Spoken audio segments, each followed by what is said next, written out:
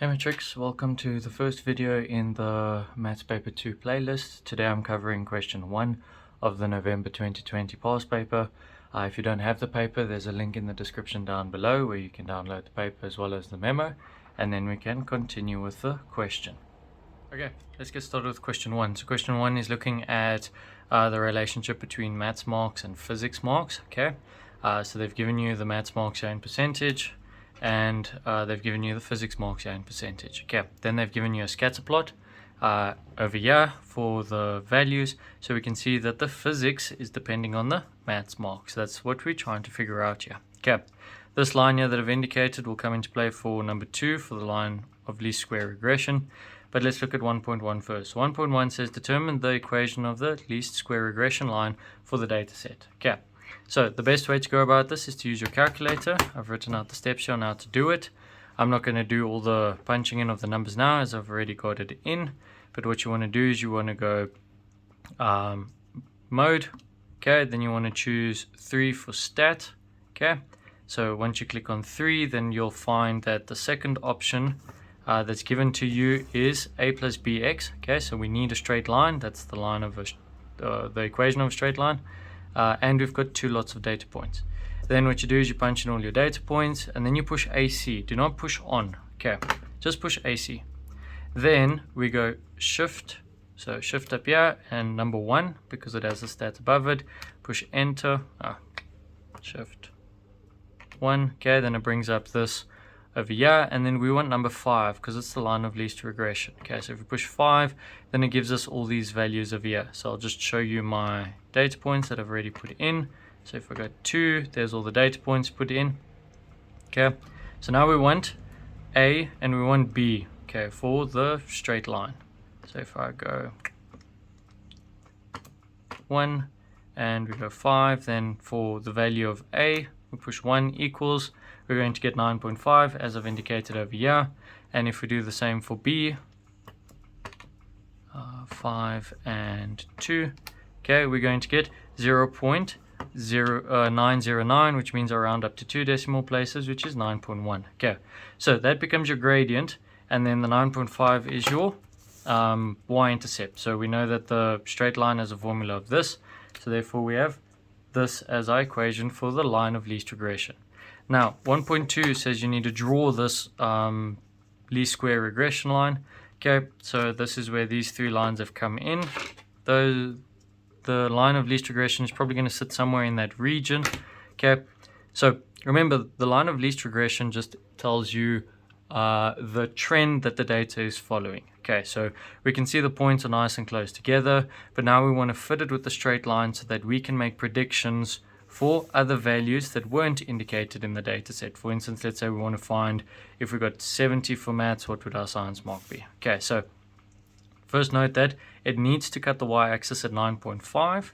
Okay, and I think the bottom line over here is probably going to be your best one. Now, to know that you've done it more or less correct, okay, you want to have an even number of data points above the line and below the line. Now, unfortunately, yeah, we have an odd number of data points, so we might have more above or more below. So in this case, we have 1, 2, 3, 4, 5, 6, 7 below, and 1, 2, 3, 4, 5, 6, 7, 8 underneath. Okay, so almost a 50-50 split.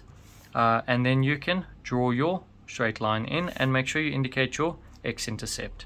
Okay, now looking at 1.3, it says predict the physical science mark for the learner who achieved 69% for maths. Okay, now there's 2 ways you can do it. You can either read it off of the graph, so you go to 69, which would be roughly over here.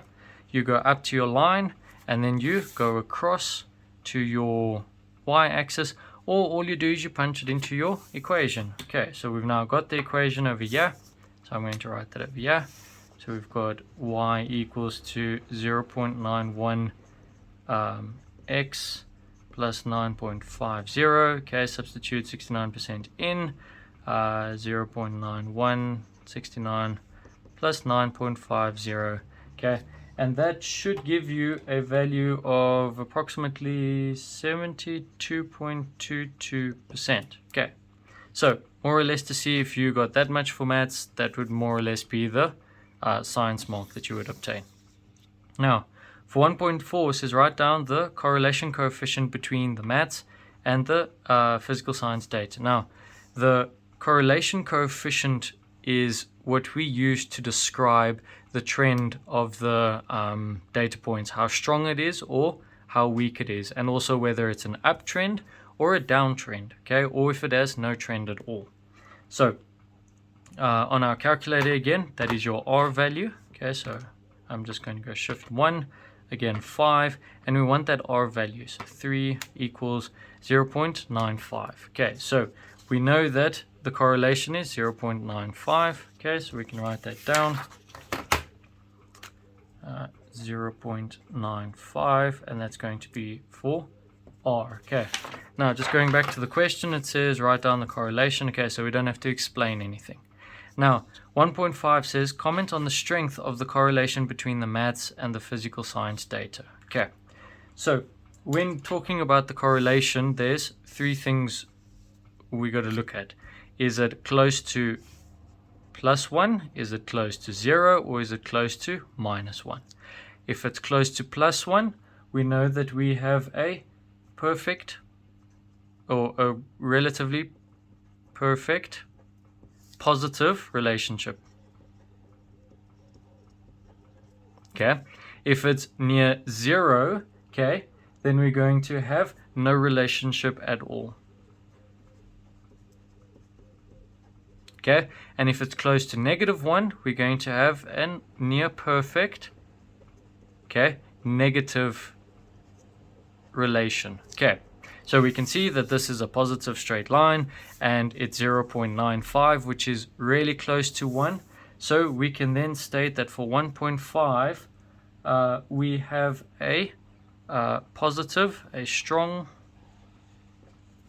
positive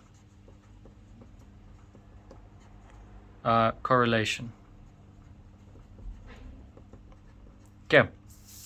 Now, for 1.6, it says, what trend did the teacher observe between the results of the two subjects? Okay, so the trend you got to explain. We can talk about an upwards trend, or we can use a more mathematical term, which is called proportionality. So we can see that as my maths marks increased, or as the students' maths marks increased, the physics marks increased. Okay, so we can say that the maths marks were directly proportional to, oh sorry, not the maths marks, the physics marks, PHY, was directly proportional to the math marks. Okay, so you can write that out in words. You can say that the teacher then concluded that as the maths marks increased, the physics marks increased, therefore they are directly proportional to each other, and they had a strong correlation, so this holds true. Okay, and that's how we go about doing this question. Okay, if you found today's video helpful, then please leave a thumbs up on the video. It does help me a lot. Please consider subscribing to the channel as well. Please go check out the channel. There's also physics and chemistry papers there as well. And remember, it's never too late to have an OIC moment.